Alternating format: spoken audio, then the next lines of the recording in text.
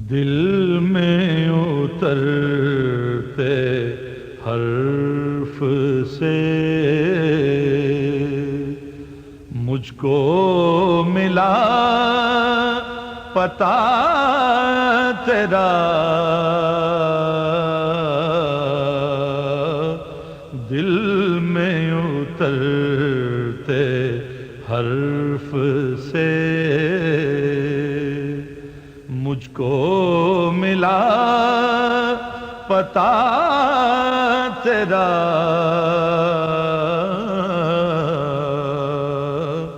معجزہ حسن صوت کا۔ اب تم نے ذکر مانگا کہ مجھے کوئی ذکر دے دو، اس نے بولا کتنے برس کا چاہیے؟ اب تمہاری ہمت ہے، تم نے کہا مجھے 1 برس کا چاہیے، 3 برس کا چاہیے، 5 برس کا چاہیے۔ اب تم نے کہا کہ مجھے 1 برس کا چاہیے۔ اچھا، اب انہوں نے 1 برس کا تمہیں ذکر دے دیا، تو جاؤ 1 برس کرو۔ اب وہ 1 برس جو ہے تمہارا دن الگ لگے گا، رات الگ لگے گی، دن اور رات ملا کر 1 برس نہیں ہوگا وہ۔ تو اس لیے اذکار دن کا الگ ہوگا، رات کا الگ ہوگا۔ تو دن کا اذکار وہ تمہیں سورج طلوع ہونے سے کرے گا، اور رات کا اذکار رات شروع ہونے سے کرے گا۔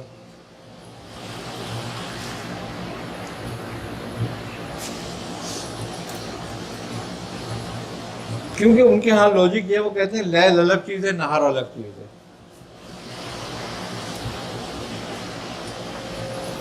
ایک ذکر کرو اجالے میں، ایک ذکر کرو اندھیرے میں، جب بیلنس ہوتا ہے ذکر۔ اب انہوں نے تمہیں بتا دیا کہ پھر 12,000 اللہ سے مت پڑھو، اب 1 سال تک تمہیں لیل اور نہار کا ذکر کرنا ہے، 12,000 طلوع ہونے کے بعد اور 12,000 غروب ہونے کے بعد۔ اب ایک دن تمہاری آنکھ نہیں کھلتی ہے، تم بیمار ہو، بخار چڑھ گیا، کوئی بات ہے تمہاری آنکھ نہیں کھلی ایک دن، یا ایک دن رات کا تم ذکر نہیں کر سکے، کوئی میت ہو گئی، کوئی کام ہو گیا، تم وہاں مصروف ہو گئے۔ وہ لوگ نہیں مانتے اس بات کو، وہ کہتے ہیں شروع سے دوبارہ کرو، یہ ختم ہو گیا جو تم نے کرا تھا، اب دوبارہ شروع ہو جائے۔ اب تم لاکھ بیان کرو کہ میں بخار تھا، انہوں نے کہا تم مرا تو نہیں تھا، زندہ تھا نا، کہنے لگا تو کرو ٹھیک ہے بس، اب دوبارہ سے کرے گا۔ وہ نہیں سنتے۔ اب جو 1 سال کی بات ہے، 1 سال میں کتنی باتیں ہوتی ہیں آدمی کے ساتھ، یہی حال ان کا یہ ہے کہ وہ 12 برس 24 برس کے ذکر دیتے ہیں۔ ہمارے دادا میاں نے میاں صاحب کو 30 برس کا ذکر دیا۔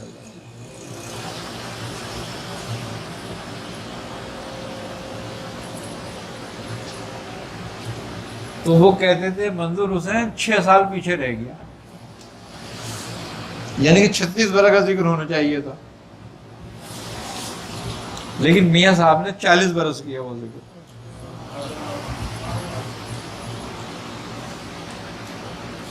وہ کہتے تھے میرے پیر کی یہ بات نہیں رہے کہ میں 6 برس پیچھے رہ گیا، میں 4 برس آگے ہو گیا۔ اب کسی ایک چیز کی مداومت 40 برس رکھنا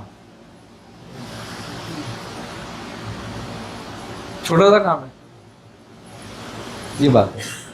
اب ہمارے پیر بھائی تھے عرفان میاں، ان کو 14 برس کا ذکر دیا۔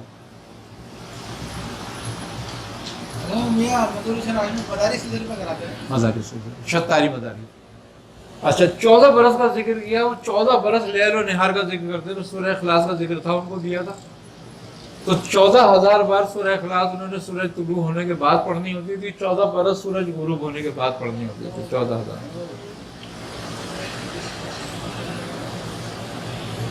اور پتہ کیا کہتے تھے، وہ ناکارہ آدمی ہے، کچھ نہیں کر سکتا۔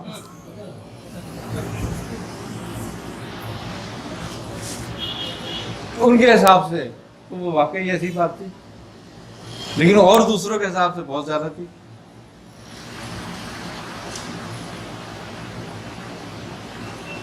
یہ جلال بابا جلال کو 12 برس کے 3 ذکر لیے تھے انہوں نے، ایک پہلے 12 برس کا لیا، پھر 12 برس کا لیا، پھر 12 برس کا لیا۔ इनको क्या दिया हुआ था आयत करीमा जिक्र में।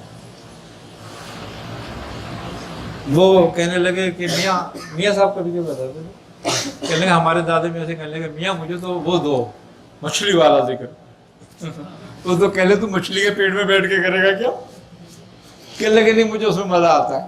कहने लगे अच्छा ठीक है जा तो कर। तो आयत करीमे का जिक्र किया। तो अब 12 बरस की चीज 3 चिल्ले क्यों लिए इन्होंने? एक जिक्र इन्होंने किया रेगिस्तान में रेत में बैठ के 12 बरस का। सुबह भी रेत पे बैठते, रात को भी रेत पे बैठते, 12 साल गुजार दिए। फिर गए कहने मियाँ फिर 12 बरस का जिक्र चाहिए। कहने लगे ठीक है कर ले, लेकिन कहने लगा पानी पे करूँगा। कहने लगे जा कर ले। तो नहर पे जाके बैठ गए। 12 बरस रात को पढ़ा, 12 बरस दिन में पढ़ा। फिर कहने लगे मियाँ मुझे जिक्र की इजाज़त दो। उन्होंने क्या करेगा? बोले अब आग पे बैठ के पढ़ूंगा। बोले पढ़ ले। फिर 12 बरस का जिक्र उन्होंने ऐसे किया, 36 बरस का जिक्र किया था। लेकिन मुझसे कहते थे, कहने लगे जो मजा इसके पढ़ने में है ना वो किसी और में नहीं है। कुछ कभी कभी बयान करते थे अपने अजायबात को, लेकिन कहने लगे जब से मैंने आग पे पढ़ा ना तो मेरी कैफियत ही तब्दील हो गई इस पर।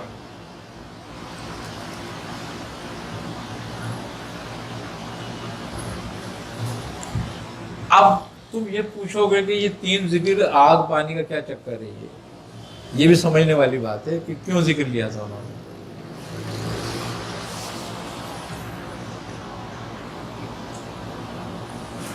जो जमीन पे हुकूमत करी है ना जिस मखलूक ने, वो 3 ही चीजों पर है।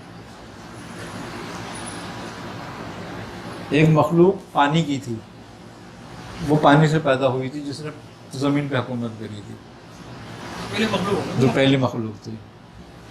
जो दूसरी मखलूक थी वो आग से थी जिन्होंने जमीन पे हुकूमत करी थी।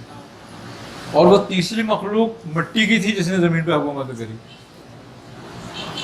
तो वो कहते थे जब तक तीनों की रूहानियत हासिल नहीं हो जाए 18,000 आलम नहीं खुलते।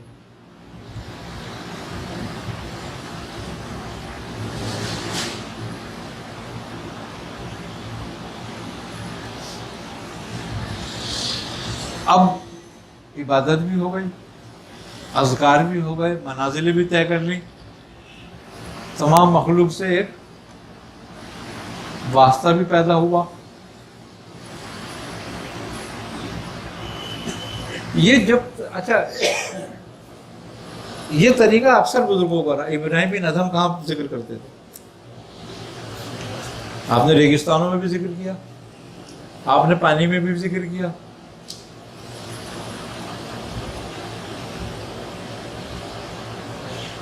आपने जंगल में आग जला के भी जिक्र किया।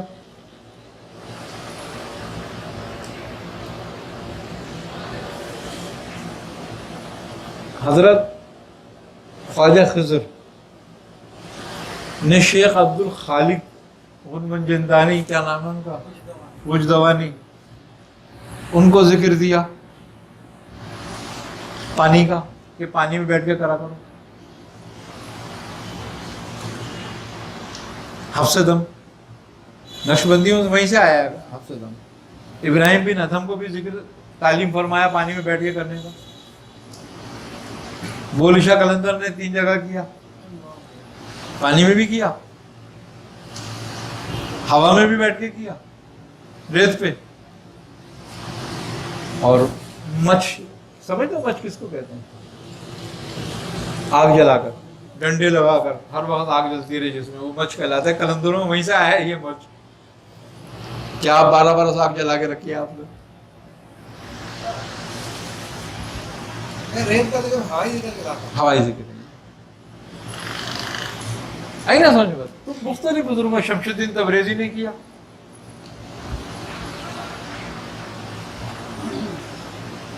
तो इस तरीके से बुजुर्गों को तरीके रहे ये। अब हम तो एक ही जिक्र पूरा नहीं कर पाते।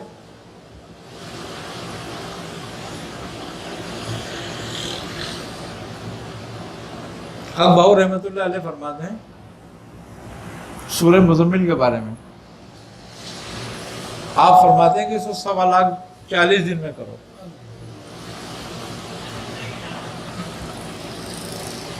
تو سلطانی نصیب ہو جاتی ہے۔ میرے حساب ہی سمجھ میں نہیں آتا کچھ اس کا۔ 3125 ہاں میں نے بھی بہت کوشش کر کے دیکھی ہے اس کی، لیکن نہیں بنتا ہی نہیں کچھ نہ کچھ۔ لیکن میں نے کہا ہو سکتا ہے میری زبان کا مسئلہ ہو کچھ۔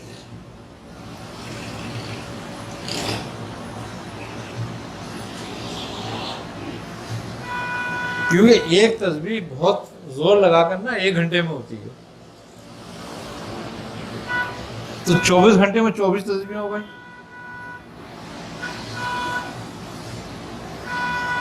میں نے کہا ہو سکتا ہے میرا کوئی اس میں غلطی ہو گئی مجھ سے، اور بھی تیز بڑھی جا سکتی ہوئی۔ ہاں ہاں آپ نے 1.25 دن میں کیا اس کو۔ اب یا تو آپ کی کرامت تھی کوئی،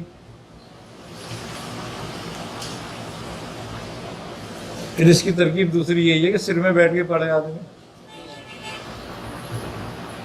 ویسے آپ نے سب کچھ فارغ کر کے ٹوائلٹ سے کھانے سے 24 گھنٹے لگایا تو 24 سے بن گئے۔ ہاں میں وہی تو کہہ رہا ہوں نا، میں نے 120 دن میں تو پڑھی آرام سے اس کو۔ 120 دن کا چلہ کاٹ کے 1.25 کری تھی۔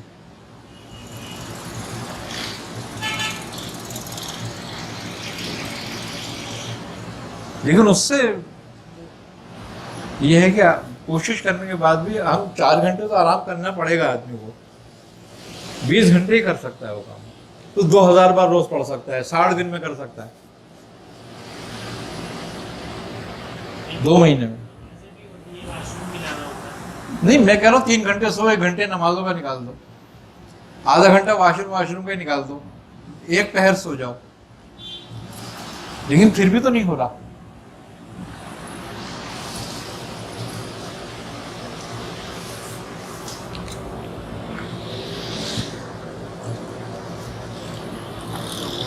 صاحب کسی کو مرید کرتے تھے نا، اس کسی کو ذکر پہ لگانا ہوتا تھا، تو اس کو پہلے پتہ کیا کہتے تھے، کہنے تو روزہ رکھ، اگر تھوڑی دیکھتے تھے نا ہمت ہے اس میں تو اس کو طے کا روزہ رکھوا دیتے تھے۔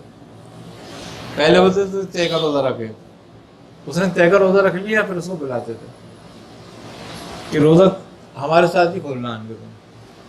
تو تیسرے دن وہ آیا، روزہ کھولا، روزہ کھولنے والے اس کو کہتے تھے اب 3 دن ذکر کرو روزہ رکھ کے، لیکن روزہ طے کا نہیں رکھنا، آپ سحری بھی کرو افطاری بھی کرو، 3 دن آپ ذکر کرو۔ تو 3 دن کا ذکر کیا بتاتے تھے اس کو؟ سورہ اخلاص، اور کہتے تھے 1.25 3 دن میں پوری کرنی ہے۔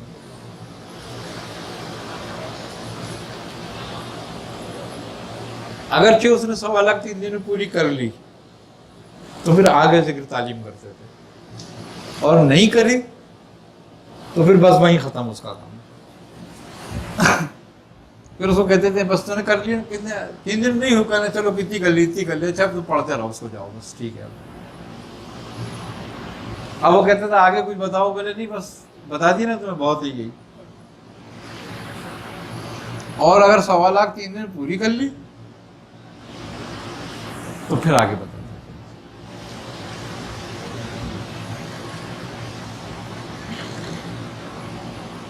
تو وہ کہتے تھے کہ 3 دن مہینے میں معمول ہونا چاہیے تمہارا، 13 14 15، 1.25 کرو اس کو، 3 دن روزے رکھو اور 3 دن میں 1.25 کر لو اس کو۔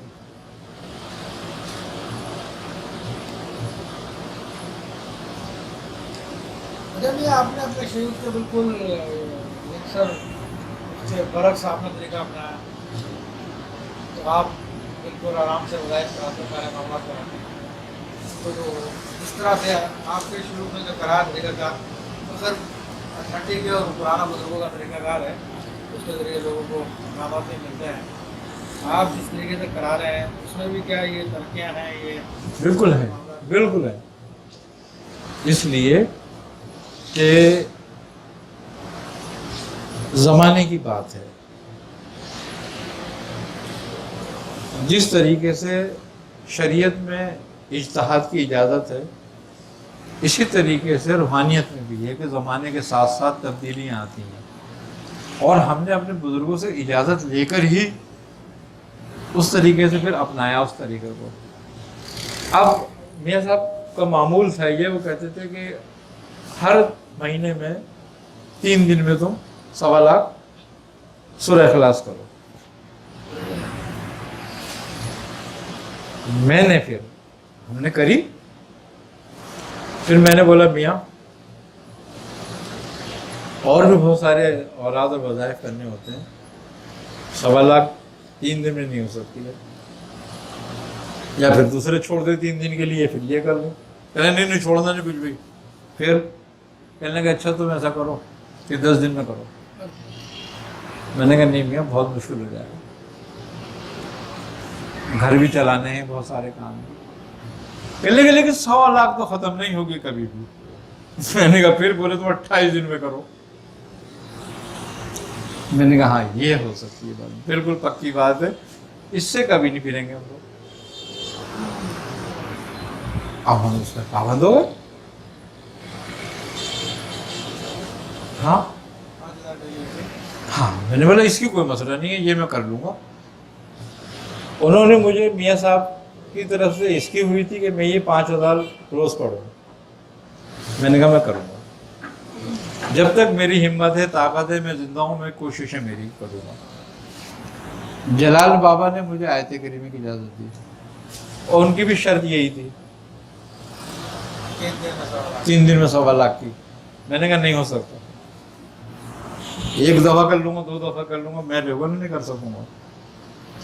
कहने लगे फिर 28 दिन में। मैंने कहा हाँ, 1 चांद के फेर में मैं करूँगा। कहने लगे सही है, वो भी मैंने उस पर भी कायम हो गया, मैंने करना है मुझे।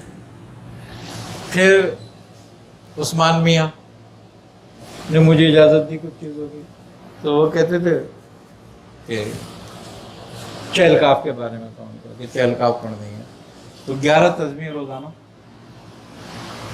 चहलकाफ की उन्होंने कहा कि 1100 बार रोज़ाना पढ़नी है। मैंने कहा मियाँ 2 हिस्सों में पढ़ लूँ?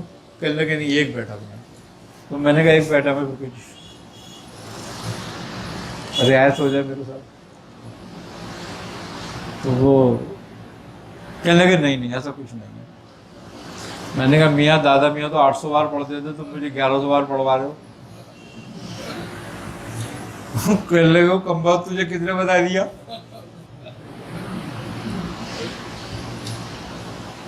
मैंने कहा मैंने याकूब मियाँ के मलफूजात में पढ़ा।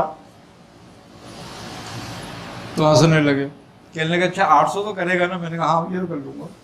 कहने लगे ठीक है, उसकी भी मेरी मामूलात में रहेगी। मैंने कहा जब तक मैं हूँ अपने मामूलात में रखूँगा। इस तरह 2-3 और औलाद हैं।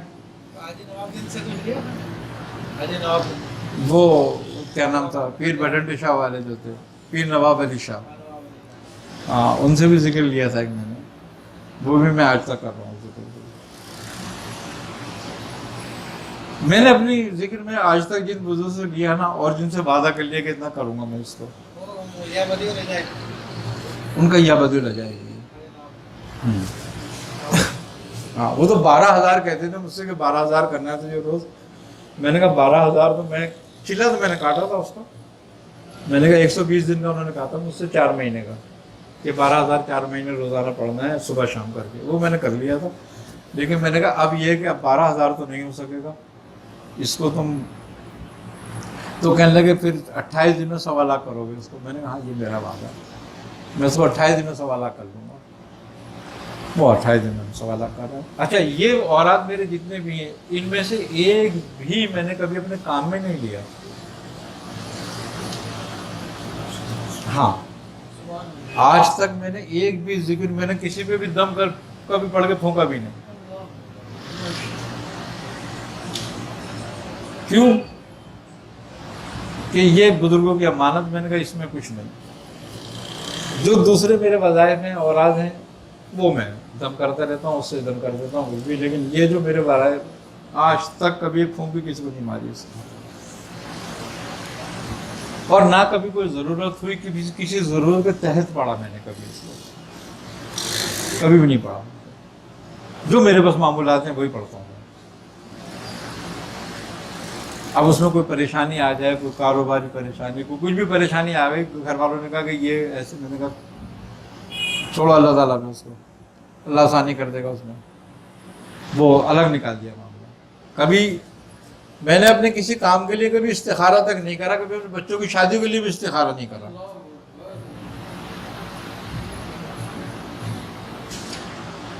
اب گھر والے مجھ سے کہتے ہیں کہ ابھی میں نے کہا استخارہ کیا ہوتا ہے؟ اللہ تعالیٰ کی مرضی جیسی ہو، بغیر معلوم ہوئے اچھی ہے.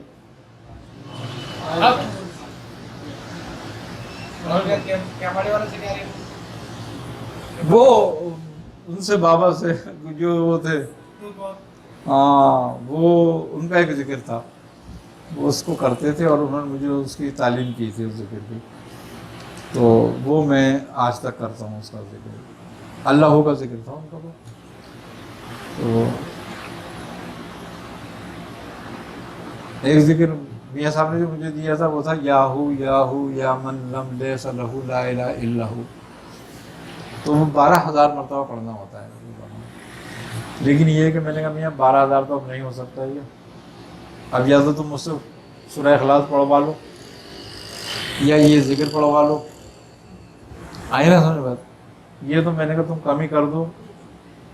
تو وہ ایک تسبیح اب میں اس کی بس پڑھتا ہوں، کیونکہ وہ بہت زیادہ جس دماغ کو کھلا دیتا ہے.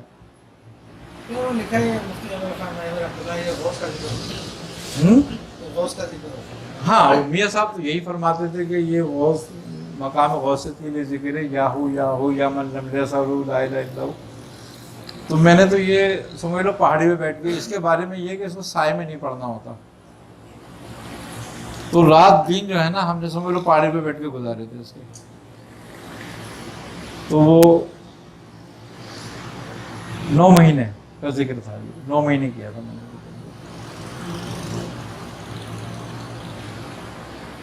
تو اذکار اصل میں بات یہ نہیں، بات یہ کہ تم ہمت کرو تھوڑی سی. جو ہمت کرتا ہے نا اللہ تعالیٰ اس کی مدد کرتا ہے.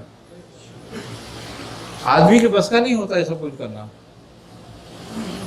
اب تم مینج کر لو، ایک چیز کو بنا لو، تم سر پہ سوار کر لو.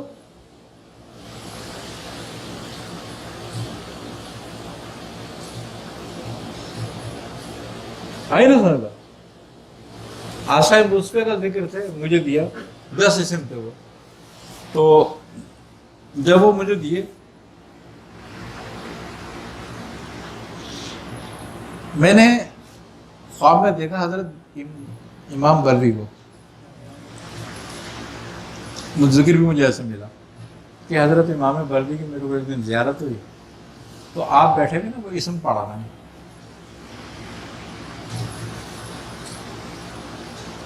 تو بڑا نوری نور ہو رہا ہے، ہر طرف تجلیات نور کی ہو رہی ہیں اور آپ بیٹھے ہوئے اس کو پڑھ رہے ہیں. تو میں کسی سے پوچھ رہا ہوں کہ یہ کون ہے؟ انہوں نے کہا یہ امام بردی ہیں. تو انہوں نے میری طرف دیکھا تو مجھ سے کہہ رہے ہیں کہ یہ پڑھو یہ پڑھو، اور وہ زور زور سے اسم دہرا رہے ہیں.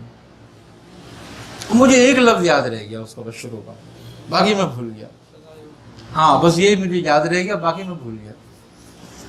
اب میں جب صبح اٹھا میں بڑا یاد کر رہا ہوں، 10 نام تھے لیکن ایک یاد مجھے بار بار شذائیو آ رہا، شذائیو. اب میں اپنے ہمارے پیر بھائی تھے ان سے میں نے پوچھا، میں نے کہا یار ایک بات بتاؤ کہنے لگا. میں نے رات کو میں نے ایسے تو خواب دیکھا اور یہ دیکھا میں نے. اب وہ اچھا انہیں بھی نہیں پتا تھا اس بات کا. میں نے کہا وہ شذائیو اب ایک کہنے پتہ نہیں تو نے کیا دیکھ لیا. میں نے کہا نہیں میں نے یہ دیکھا ہے. اچھا خیر کوئی بات نہیں. میاں صاحب نہیں تھے اتفاق سے. 4 دن کے بعد میاں صاحب آئے. تو میں نے کہا میں میاں صاحب سے پوچھوں گا. تو جب میں گیا ملاقات کے لیے جا کے بیٹھا تو میرے ذہن میں بالکل بھی نہیں. تو بات ہونے لگی تو میاں صاحب بات کرنے لگے بزرگوں کی. تو بری شاہ امام کا ذکر انہوں نے شروع کر دیا، ان کی فضیلت بیان تھوڑا سا انہوں نے کری، اور فرمانے لگے کہ 10 اسم پڑھتے تھے وہ کمال کے اسم ہیں وہ۔ اب میرے کان کھڑے ہو گئے، میں نے کہا وہ کون سے اسم ہے؟ تو میاں صاحب فرمانے لگے اس میں ایک اسم ہے، پہلا شجاعی، دوسرا ہے لزرعی، تیسرا ہے دیوسن، منون، عالمن، اس طریقے سے انہوں نے 10 اسم بیان کر دیے۔ میں نے بولا میں میاں صاحب سے پوچھتا ہوں اس کا۔ اب 2 مجھے یاد ہو گئے، جب انہوں نے ایک دفعہ بیان کیا نا تو مجھے 2 اسم یاد ہو گئے، شجاعی اور لزرعی۔ اب میں نے کہا میں پوچھوں گا میاں صاحب سے آگے، تو جب میں نے کہا لوگ چلے جائیں پھر میں بات کروں گا۔ جب وہ لوگ اڑ گئے تو میاں صاحب کہنے لگے، ہمارے پیر بھائی تھے، وہ ایک پرچہ اور ایک پین لیا، میں وہ پرچہ اور پین لیا، انہوں نے لکھے تو مجھے دیے۔ تو انہوں نے آگے کاف آئی عین صاد حامل مین سین قاف بھی لگایا۔ تو میں نے دیکھا، میں نے کہا میاں یہ کہنے لگے کہ انہی 10 اسموں کی ہدایت تھی نا۔ تو میں نے کہا یہ تو اس میں کاف آئی عین صاد حامل مین سین قاف، انہوں نے کہا یہ ہماری طرف سے۔ میں نے کہا مجھے کیا کرنا ہے؟ کہنے لگے یہیں تک کرنا ہے۔ میں نے کہا اچھا، مجھے تو بڑا وہ ہوا کہ چلو بھائی، کہنے لگے پتہ کتنا کرنا ہے؟ میں نے کہا نہیں، کہنے لگے 10,000 مرتبہ روزانہ۔ میں نے کہا یہ کہ چکر میں پھنس گیا میں اب۔ میں نے کہا میاں میں تو سمجھ رہا تھا ایک آدھ تصویر ہوگی۔ کہنے لگے نہیں میاں، تمہارے سمجھنے کی کیا ہے؟ میں نے کہا پھر؟ کہنے لگے 10,000 بار روز کرنا ہے اس کو۔ میں نے کہا اچھا کتنے دن کرنا ہے؟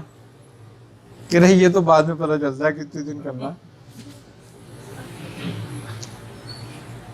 پھر میں نے نیت کری، میں نے کم سے کم چلو 40 دن تو کروں۔ پھر میں اس پہ لگ گیا، لیکن مجھے 120 دن کرنا پڑا۔ ان کا وہی معنی ہے کہ جو رب الشہید یہی علیحدہ ہے، یہ کچھ علیحدہ ہیں تھوڑے سے، لیکن ہیں بڑے کمال کے، اس میں کوئی شک نہیں ہے۔ پھر ہیں اچھا، پھر میاں صاحب نے مجھ سے کہا تھا ورد رکھنے کو 1000 مرتبہ کا، کہ اس کا 1000 مرتبہ روز ورد رکھو۔ ارے میں نے کہا میاں 1000 مرتبہ تو نہیں ہو سکے گا یہ تو۔ کہنے پھر تمہاری مرضی بارے جو چاہے کرو۔ پھر ایک تسبیح میں اس کی کرتا تھا، لیکن بڑا اچھے اس میں ہے۔ 70 مرتبہ بھی بہت ہوتا ہے یہ۔ 70 مرتبہ میں یہ ہوتا ہے کہ وہ کسی کا محتاج نہیں رہتا آدمی، کشادگی بہت ہے اس میں۔ لیکن بات یہ ہے اصل میں بھائی، بات اصل دراصل پتہ کیا ہے،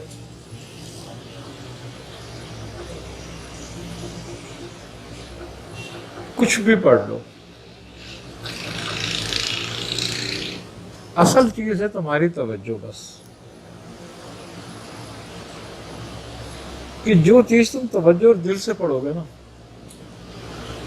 بس وہی فائدے مند ہے۔ باقی تو آدمی ذکر تو بہت کرتا ہے، ہر آدمی یہ چاہتا ہے میں یہ بھی پڑھ لوں، میں یہ بھی پڑھ لوں، میں یہ بھی پڑھ لوں۔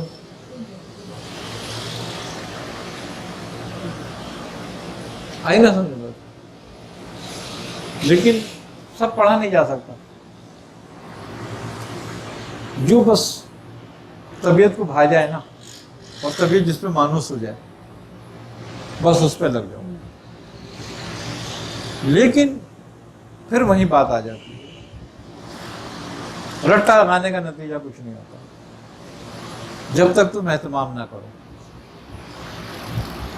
یعنی کہ کھانے پینے، اٹھنا بیٹھنا، سونا جاگنا، دیکھو عامل جو ہوتا ہے نا، ایک بات ہے، عامل کہتے ہیں عمل کرنے والے کو، تعویذ والے کو نہیں عامل کہتے تھے، عامل کا مقصد عمل کرنے والا ہے۔ جو عمل کرنے والے لوگ ہوتے ہیں نا، ان کی زندگی عام آدمی کی طرح نہیں ہوتی۔ اگر وہ عام آدمی کی طرح زندگی گزارنا چاہتا ہے نا تو ذلیل و خوار ہو جاتا ہے.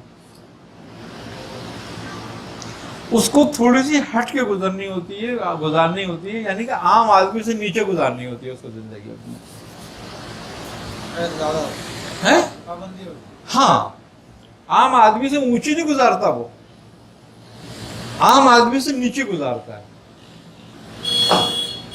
وہ اسفل کرتا ہے اپنے آپ کو, اسی لیے اپنے آپ کو الگ کرتا ہے.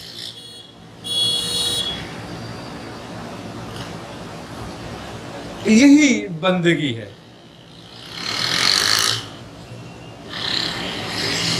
کیوں کہ ذکر اذکار جو ہے, بندگی جو ہے, وہ تمہیں عروج نہیں دیتی, وہ تمہیں بڑا نہیں بناتی, وہ تو تمہیں تمہاری حقیقت دکھانے کے لیے ہے. ابھی تمہاری حقیقت پوشیدہ کی ہوئی ہے تم سے, اور جب تم اذکار میں لگتے ہو تمہاری حقیقت کھلتی ہے تم پر. تو تم جب حقیقت کھلتی ہے تو تم اوروں سے کم ہو, زیادہ نہیں ہو. اب جو ذکر فکر جو عبادت تمہیں لوگوں سے الگ کرے, یعنی کہ بڑھا کر پیش کرے, تم میں تکبر لائے, تو تم اس کا مطلب ہو گمراہی پر ہو, فساد پر ہو.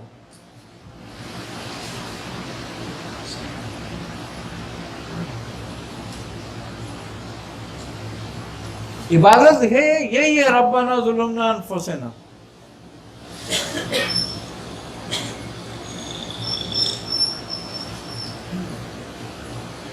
وہ عبادت نہیں ہے کہ میں اس سے بہتر ہوں.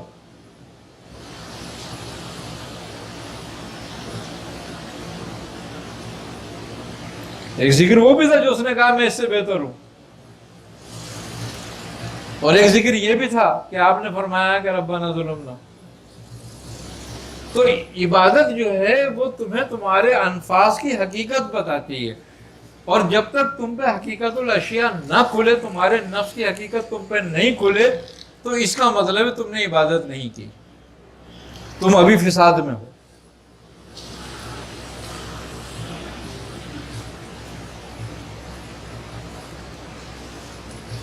کہتے ہیں نا زندگی آمد برائے بندگی, اور زندگی پہ بندگی شرمندگی.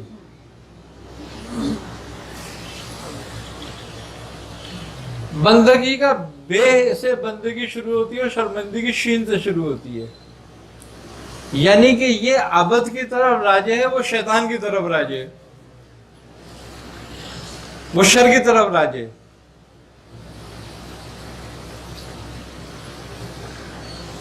یعنی کہ بے بندگی زندگی جو ہے, شرمندگی کا مقصد یہی ہے کہ اگر بندگی تجھے بندہ نہیں بنا رہی اور خدا بنا رہی ہے, تو پھر تو شر میں مبتلا ہے. کیونکہ تکبر کس کو جیب ہے؟ اس ذات کو جس کی کوئی مثل نہیں. اسی لیے اس کو تکبر ہے نا کہ اس کی کوئی مثل نہیں ہے, اور جس کی مثل ہے اس کو تکبر کیسے؟ تو اس کی حقیقت بندگی میں ہے, وہ بندہ بننے میں ہے. اور کہتے ہیں بندگی کا بے جو ہے اس بات پر ہے کہ بندہ بندے سے نا امید ہو جائے.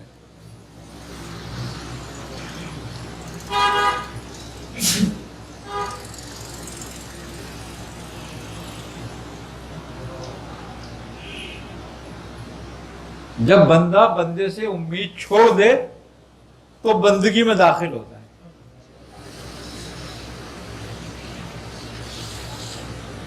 اور جب تک بندے کو بندوں سے امید رہے, جب تک سمجھ لو بندگی میں داخل نہیں ہوا.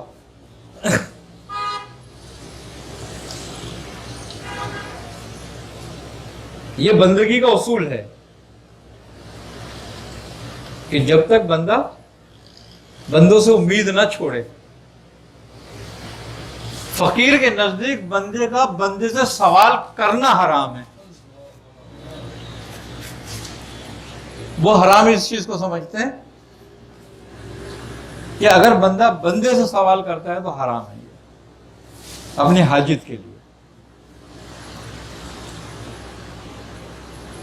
جبکہ بنا بشر بنا بشر ہے، بشر کی ضرورت ہے، اصل ہے، لیکن وہ یہ کہتے ہیں کہ یہ جو سلسلہ ہے یہ الٹا ہے. اللہ چاہے کسی بندے کو بھیج دے تیرے پاس تیری مدد کے لیے، مگر تو بندے سے سوال مت کر، تو اپنے رب سے ہی سوال کر. جب تیری مدد کرانی ہوگی تو کسی کو بھیجے گا، اور جب کسی کو بھیجے تب بھی اس سے سوال مت کر کہ جیسے ابراہیم نے کرا.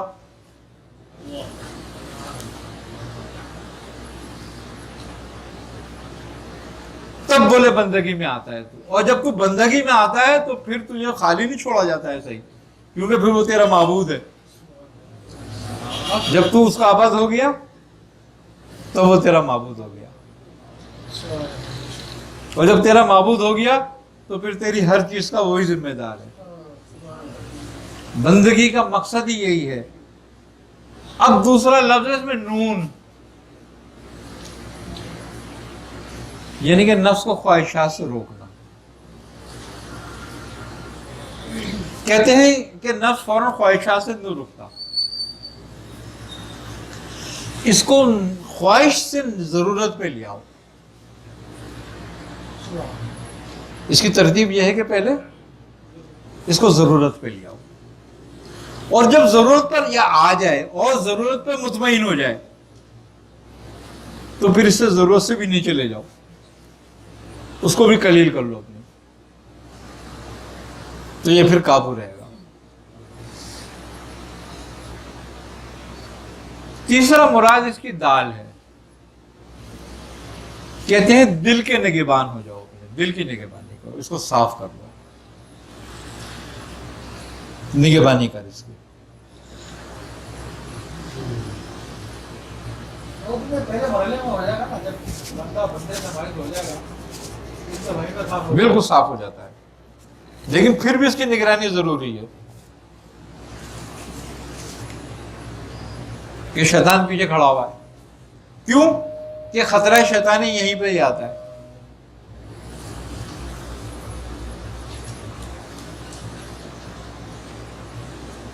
پھر کہتے ہیں کہ کاف سے مشتق ہے اس کا مطلب ہے کفایت کرنا، کہ اپنے رب کو ہی اپنا کفیل بنا لے، کہ رب المشرق والمغرب لا الہ الا هو فاتخذہ وکیلا.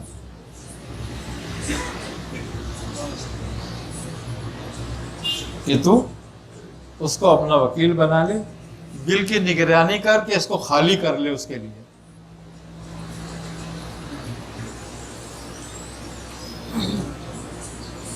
آخر ہے یہ اس کا کہ ایسا یاد میں مشغول ہو جا کہ وہ تبدل علیہ تبدیلا، کہ اس کے سوا سب فراموش ہو جائے. جب یہ 5 کام پورے کرے گا تو بندگی میں داخل ہوگا.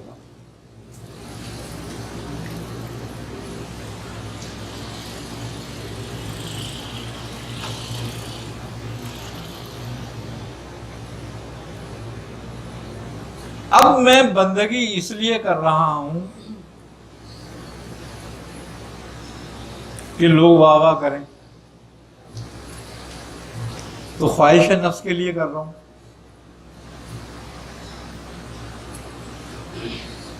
کیونکہ نفس کی خواہش ہے کہ میں علیحدہ نظر آؤں، لوگ میری تعریف کریں. جس کی حقیقت رب بیان کر رہا ہے،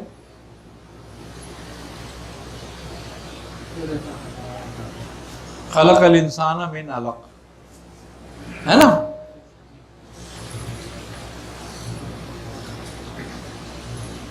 اور ہم نے اس کو ایک نطفے سے پیدا کیا. کیا؟ جس کی حقیقت وہ بیان کر رہا ہے، اس کا رب اس کی حقیقت بیان کر رہا ہے جو، تو اس میں اس کی تعریف کہاں ہو جائے گی؟ پھر یہ تعریف کے لائق کب ہے؟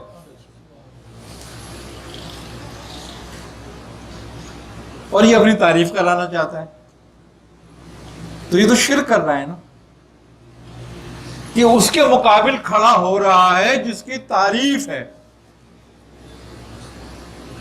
کہ سب تعریفیں جس کے لیے ہیں اس کے سامنے کھڑا ہو رہا ہے نا اپنی تعریف بیان کروانے کے لیے. تو کہ جب یہ لوگوں سے چاہتا ہے کہ میری تعریف کریں تو رب بھی لوگوں سے کیا چاہتا ہے؟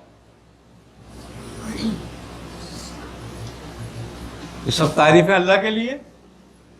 تو بندہ اپنی تعریف چاہتا ہے کہ میری تعریف ہو. تعریف اس کی جس کی اس نے بیان کر دی.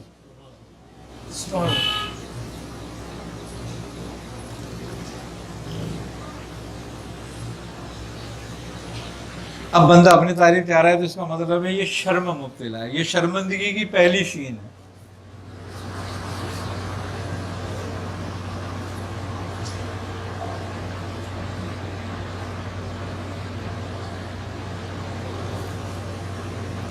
دوسری بات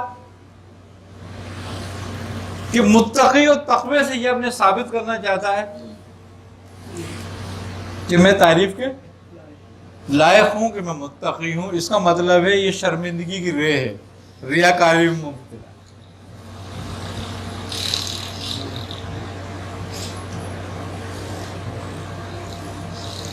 اور جو نہیں تعریف کرتا اس کی، جو اس کو تعریف کے لائق نہیں سمجھتا، جو اس کو اس قابل نہیں جانتا، اس کی تعریف میں مبتلا نہیں ہوتا، اس کو وہ برا سمجھتا ہے،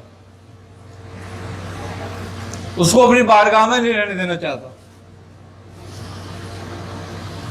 یعنی کہ مردود ہو جائے، ہو گیا کہ دوسروں کو خارج الایمان سمجھتا ہے. پھر وہ کہ جو میری تعریف نہیں کر رہا اور میری بات نہیں مان رہا تو یہ خارج الایمان ہے. تو کفر پلٹتا ہے، مردودیت پلٹتی ہے اس پر. جو مردود نہ ہو اس کو مردود کہا جائے تو خود مردود ہو جاتا ہے. تو یہ میم ہے شرمندگی. اس کا نفس ہوا میں مبتلا ہو جاتا ہے، اپنی تعریفوں میں مبتلا ہو جاتا ہے. وہ خود ہی دل میں اپنی تعریف کر رہا ہوتا ہے اور لوگوں سے اپنی تعریف چاہتا ہے اور تعریف کو پسند کرنے لگتا ہے.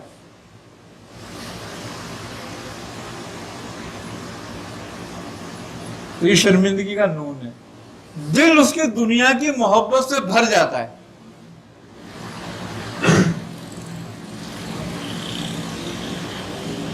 اور اس کے بدلے ہر طرح کی عیش و آرام چاہتا ہے. وہ آسائشوں کو خواہش مند ہو جاتا ہے. تو یہ شرمندگی کی دال ہے.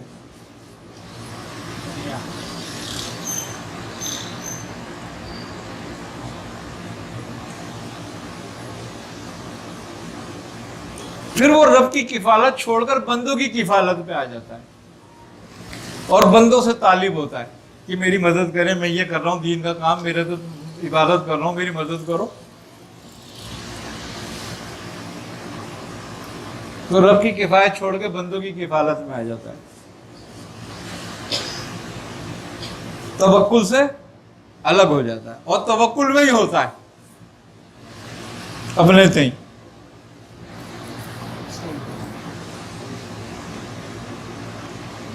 اور یہ شرمندگی کی گاف تھی اس کی.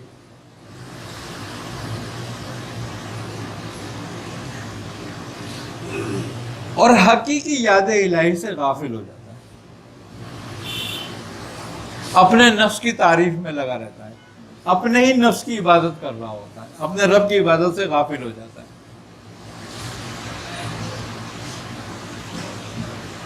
تو اس کو کہتے ہیں شرمندگی. تو اب ہم اپنا موازنہ کر سکتے ہیں خود کہ ہم بندگی میں ہیں یا شرمندگی میں ہیں.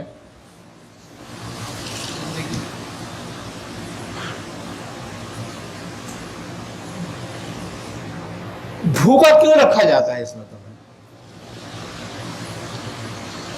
بھوک واحد چیز ہے جو بندے کو بتاتی ہے کہ تو بندہ ہے، محتاج ہے.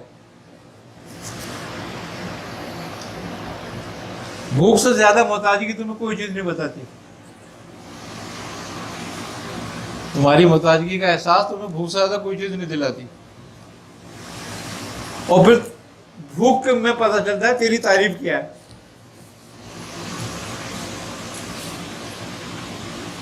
تو کتنا دیندار ہے.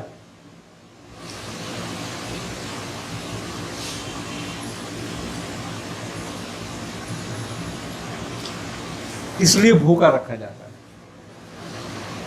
کم بولنے کا حکم کیوں آیا ہے؟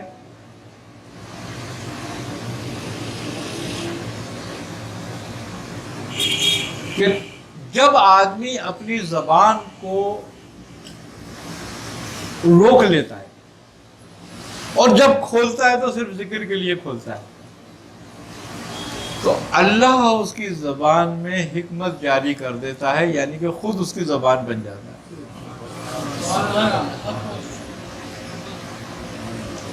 کیونکہ جب وہ زبان سے خالی ذکر اللہ کا کرتا ہے اور باقی روک لیتا ہے اپنی زبان کو، تو رب اس کی زبان کا کفیل ہو جاتا ہے، اس کی زبان کی کفایت کرتا ہے. مقصد یہ کہ جب اس کی زبان سے پھر جو نکلے گا وہ پورا ہوگا، اور اس کی زبان سے پھر وہی نکلے گا جو حق ہوگا. اور کم سونے کا اس لیے حکم آیا ہے کہ النوم اخوان الموت،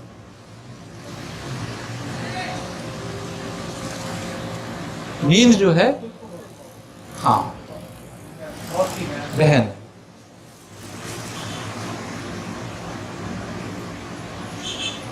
موت کائے کی ہے؟ نیند غفلت کی موت ہے. اور ذاکر کبھی غفلت کی موت نہیں مرتا.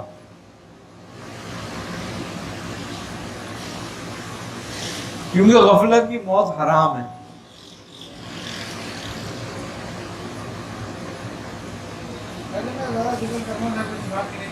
کم ہو جاتی ہے. آئی نا سمجھ بات؟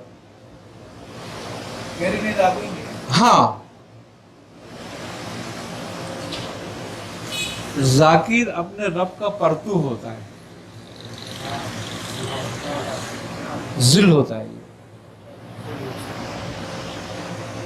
یہ سمجھنے والی بات ہے کہ افعال اور صفات میں یہ ذل ہو جاتا ہے. پہلے یہ ذل افعالی ہے، پھر ذل آثاری ہے، پھر ذل صفاتی ہے.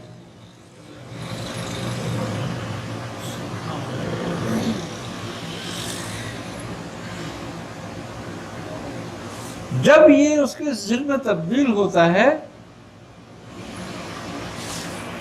نہ اس کو نیند آتی ہے نہ اس کو اونگ آتی ہے، اس کی بھی کم ہو جاتی ہے، اس لیے ذلی رہ جاتی ہے.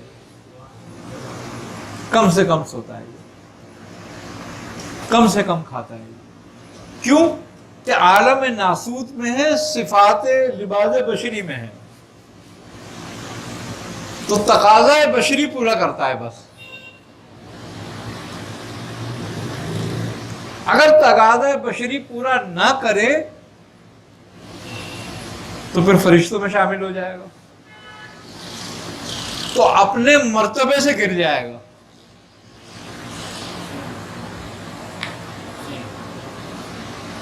مرتبہ انسان کا بڑا ہے، فرشتے کا نہیں. تو اس لیے جو صفات بشریہ ہیں اس پر قائم رہنی چاہیے.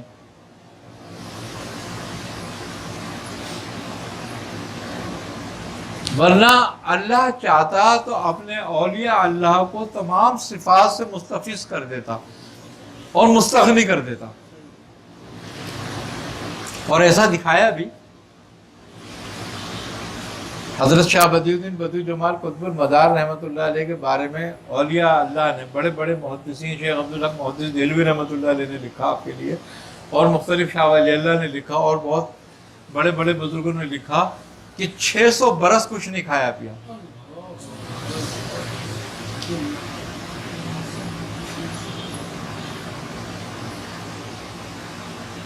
یعنی کہ وہ مظہر تھے اس بات کا کہ جب اللہ مستغنی کرنا چاہے اگر کسی کو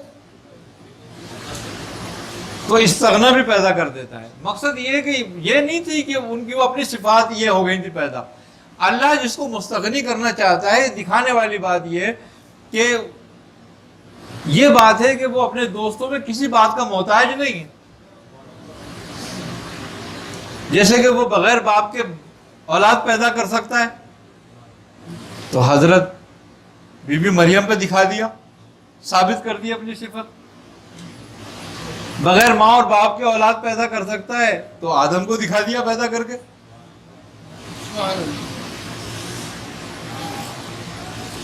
مقصد یہ کہ اس نے اپنی صفات کا ظہور جہاں جہاں کیا، اس میں ایک ظہور یہ بھی تھا کہ وہ جس کو چاہے کھانے پینے سونے بیٹھنے سے مستغنی کر دے، استغنا پیدا کر دے. اپنے نبیوں کو مار کے زندہ کر کے دکھایا نہیں.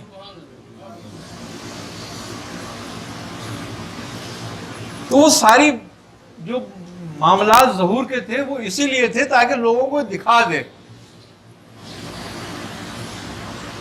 کہ وہ غنی ہیں.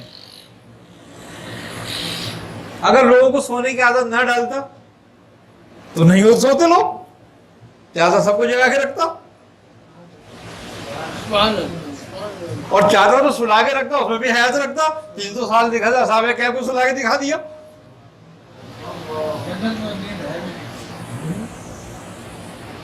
تو مقصد یہ ہے کہ وہ اپنی صفت کا ظہور کہیں بھی کر سکتا ہے، لیکن بات یہ ہے کہ بندہ بندگی کے ذریعے ہی اس کا ذل بنتا ہے.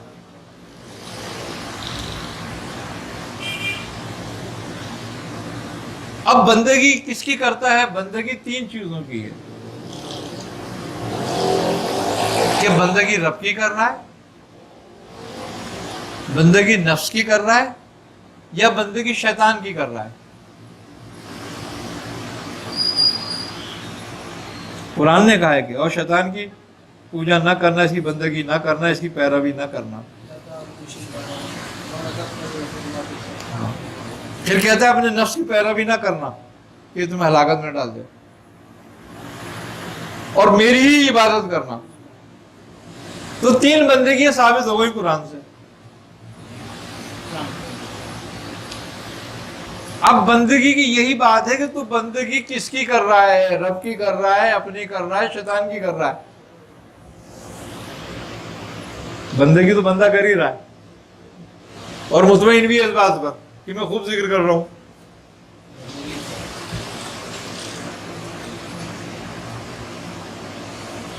تو یہ 3 چیزیں جو ہے نا، کم کھانا، کم سونا، کم بولنا، تمہیں رب کی بندگی کی طرف لاتی ہیں. اسی لیے اس میں حکمت ہے ان تینوں میں یہ کہ اس کو اپناؤ.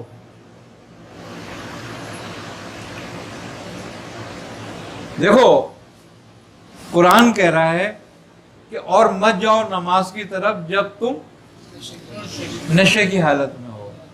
اچھا، مزے کی بات یہ ہے کہ سب سے کم ترین نشہ جو ہے وہ ہے شراب کا نشہ.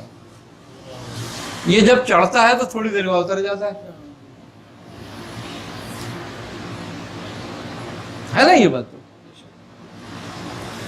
اور جب اتر جائے پھر نماز کی طرف جاؤ تم پہلے، لیکن جب اتر جائے. اب سب میں چھوٹے نشے پر حکم آیا ہے. یہ سب سے بڑا نشہ جو ہے وہ ہے طاقت کا نشہ، اقتدار کا نشہ، عبادت اور تقوی کا نشہ، پرہیزگاری کا نشہ.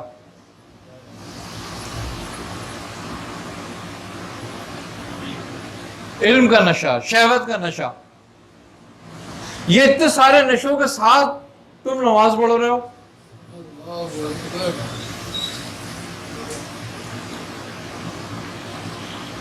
لیکن یہ بھوک، یہ پیاس، یہ نیند تمہارے سارے نشے اتار دیتی ہے.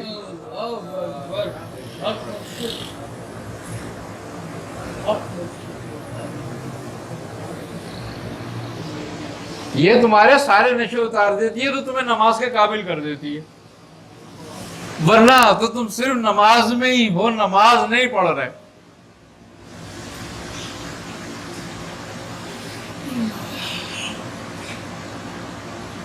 وہ کسی شاعر کا شعر ہے نا، وہ کہتا ہے کہ یہ اپنی مستی ہے جس نے مچائی ہے ہلچل. یہ اپنی ہی مستی ہے جس نے مچائی ہے ہلچل. نشہ شراب میں ہوتا تو ناچتی بوتل.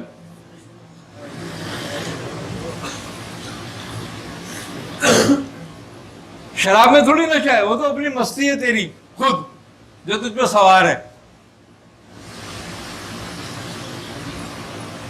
تو بات یہ ہے کہ یہ اپنی مستی ہے، ہر نشہ اپنا ہی ہے خود. کسی کو طاقت کا ہے، کسی کو کسی چیز کا ہے، کسی کو کسی چیز کا. جو نشے میں ہے وہ نماز میں نہیں ہے، لیکن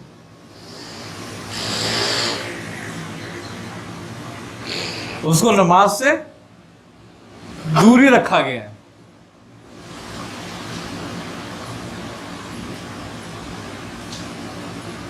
شریعت کی توجہ تو شراب پر ہی ہے، لیکن اہل تصوف کی توجہ تو ان نشوں پر بھی ہے. تو وہ کہتے ہیں کہ کیسے اترے گا نشہ؟ کہنے اس کو بھوگا رکھو. ہاں، تکبر کا نشہ کیسے اترے گا؟ کہنے اس کو ذلت اور رسوائی میں مبتلا کراؤ.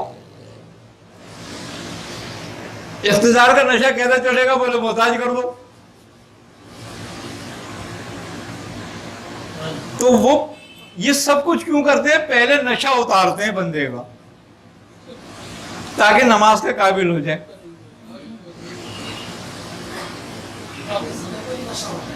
ذکر کا بھی نشہ ہے. شیطان کو کس کا تھا نشہ؟ شیطان نے نماز سے انکار کرا تھا کیا؟ اچھا، مزے کی بات یہ ہے کہ وہ شراب پیے ہوا تھا کیا؟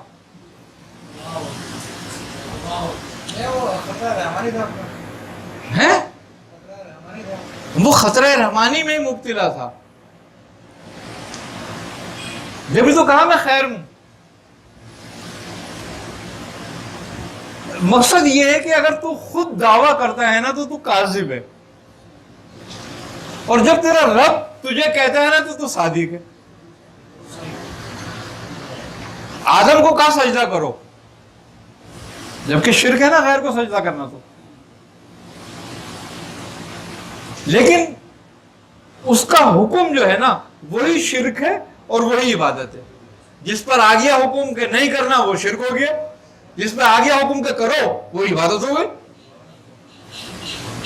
تو اس وقت حکم آ گیا تھا نا کہ کرو آدم کو سجدہ، لیکن اس میں نشہ کائے کا تھا؟ تکبر کا. اس کا مطلب یہ ہے کہ شراب کے نشہ تو نماز سے ہی دور کرتا ہے، لیکن تکبر کا نشہ رب سے دور کر دیتا ہے، خیر سے ہی دور کر دیتا ہے. تو کہتے ہیں کہ سب سے بڑا نشہ جو ہے وہ اقتدار کا نشہ، طاقت کا نشہ، دولت کا نشہ، تقوی کا نشہ، علم کا نشہ، ذکر کا نشہ، فکر کا نشہ. تو یہ تین باتیں تینوں سب نشے اتار دیتی ہیں بندے کی.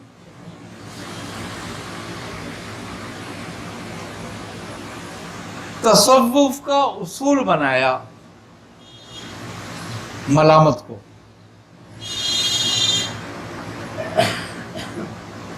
جب بندے کے میں یہ نشے دور نہ ہو رہے ہوں نا تو پھر انہوں نے کلیہ بنایا کہ اب اس کو اہل ملامات میں سے کر دو تاکہ لوگ اس کو لان تان کریں، برا بھلا کہیں. اور وہی ہوا کہ ملاماتی پھر آگے بڑھ گئے بہت، اور قلندروں نے ملامات کو اپنا لیا. ان کی ملامات اس بات کے لیے نہیں ہوتی کہ وہ لوگوں سے دور رہیں، ان کی